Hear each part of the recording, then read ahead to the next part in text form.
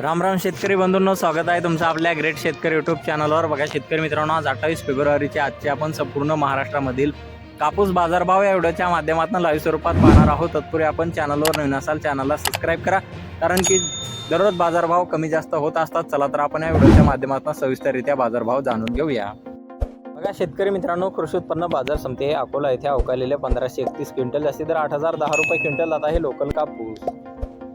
बघा पुढील बाजार समिती अकोला बोरगाव मंजू येथे जास्तीत दर आहे 8010 रुपये क्विंटल जात आहे लोकल कापूस। बघा तसे पुढील बाजार समिती आहे उमरेड येथे अवकालेले 1098 क्विंटल, जास्तीत दर 7680 रुपये क्विंटल जात आहे लोकल कापूस।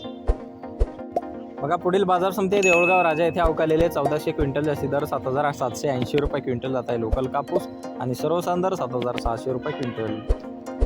बघा पुढे आहे काटोल बाजार समिती अवकालेले 100 क्विंटल, जास्तीत दर 7500 रुपये क्विंटल जात आहे लोकल कापूस।